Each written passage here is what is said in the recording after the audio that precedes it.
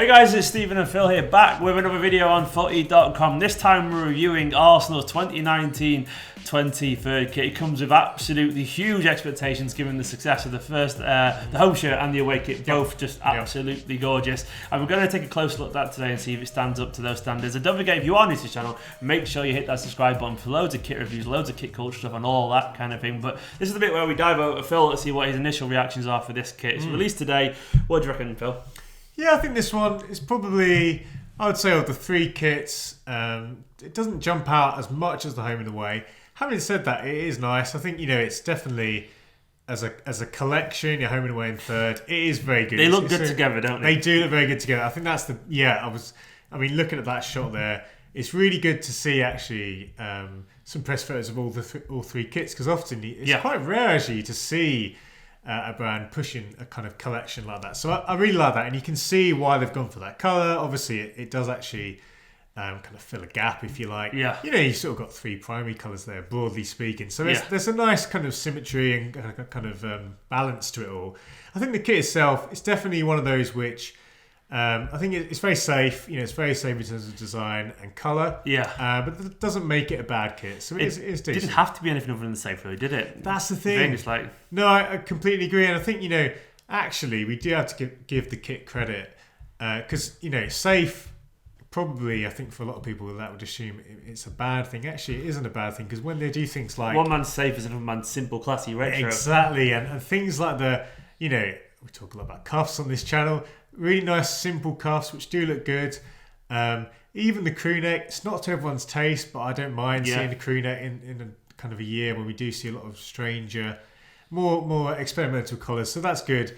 You know, it's definitely not winning any awards. To me, that's and I don't mean necessarily in a bad way. It's just Adidas by numbers, isn't it? It's just everything. That's a good summary. It really is. Everything about it is just. It's, you feel like you've seen it a billion times before, but not necessarily in a bad way. It's just like that's an Adidas shirt. You know, it's neat. It's tidy. It's got the stripes on the shoulder. It's not much going on in the centre. It looks like it's got a relatively nice texture up close.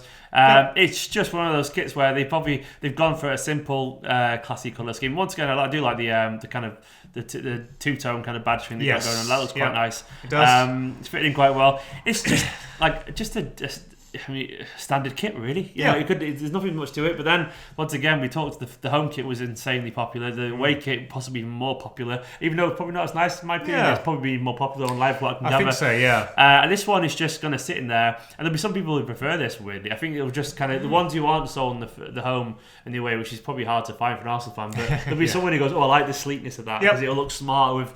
I wear someone who wears, I don't know, like black jeans and a pair of boots. Like, oh, this one's a bit cooler and more dimmy. You know. And I think that's the thing. If this kit had come out in a year where the home and away weren't as well received, I think you would look at this in a different light. You'd probably look at it and say, oh, you know, it's not really doing too much. But actually, I do agree. It does fill a gap, and it's a nice navy. It is a nice navy, and you know, just the fact that they're consistent in the yellow. You know, they're not messed around with that.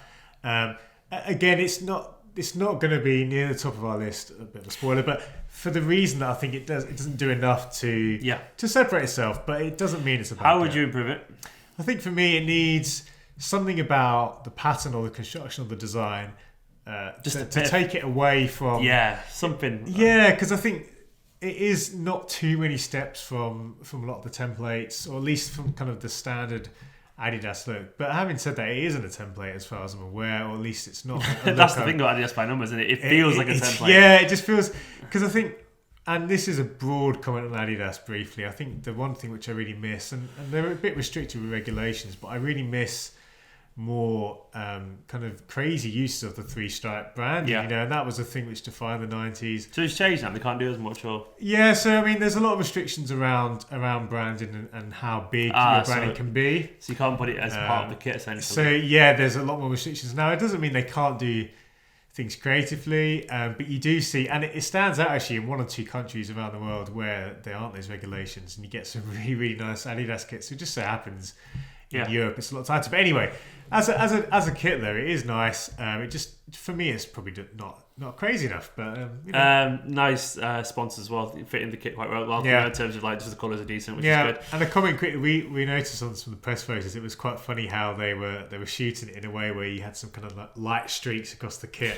And it kind of made me laugh because it was, looking at it, I thought, oh, this is quite interesting. That was an Arsenal too, wasn't it? I think it was, probably Adidas's as well. Where we saw, basically, that's like, oh yeah, these pictures they'll be on screen now somewhere, but basically where like, oh, those lines. The first time I saw it, I was like, oh, is that part of the Is that part of the actual style of it? Or whatever? Yeah, it could have been cool. I mean, you know, it's not. It's just lighting. And I'm not saying it's not necessarily a direction they could have gone, but who knows? Something kind of glow in the dark, or something a bit novelty.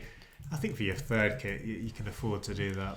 Anyway, here's the pictures there now. Finally got them up. But yeah, I thought that stripe was pretty cool, actually. It's quite I think it's quite interesting. The stripe that goes through and behind the crest would be pretty cool. But anyway, this is the bit where we give it a score. Arsenal's kits have been doing really well. Like the home kit's got a 92. What did we give the away kit? We gave it an 85. 85, which someone probably would have said is a bit harsh, but I think it's kind of about fair. I don't think it's perfect either. I think that's fair. You think your own score's fair? I think that's fair. What a coincidence. Although I must say, actually, we do need to do a retrospective on some of these scores. You know, we're very generous. I think for Palace, I like reacting to our scores. Yeah, that's a proper YouTuber. Yeah, we'll go for that. So, what are you going to give this one?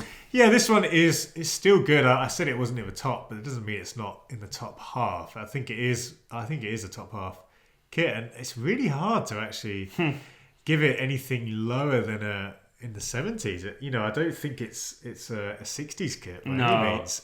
It's probably not in the 80s, but it's very close. It's close away for me. Yeah, and it reminds me a bit of the Real Madrid away. Now, what did we give that one?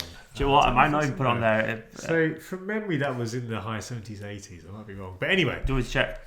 Have we not done the away kit? Oh, no, we haven't done the away kit yet. So, we'll get to that when we get to that. But anyway, this one I think is in the 70s, though.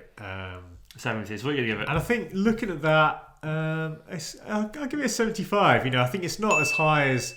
It's as accomplished and neat as Brighton's. I agree with that. And I think, you know, Spurs Away is another one, actually, which I guess, to pull out a similar kit where it was very understated, but actually was quite nice. But no, I do think this is a strong end to the collection. Yeah, no, obviously, it's the least impressive one, hence why it's come out a little bit later. But in general, Arsenal fans will be really happy with their return to form with Adidas. Well, the return to Adidas and also return to forming kits for them, because it's not been quite plain sailing with their Puma partnership. But this is a really, really decent kit to end what has been. Arsenal fans will look back at this and they'll remember these shirts, especially if they do something on the pitch of it, if they win some kind of trophy. And given the signings they've made in the transfer window, you never know, it's genuinely possible. But for now, guys, make sure you hit that subscribe button and let us know in the comments below as ever what you make of this shirt. Let us know what you want to review next as well, because the kits are starting to slow down a little bit, and let us know what you want to see on this channel going forward in the next few months. For now though, my name is Steve and this is Phil, and we'll see you very soon.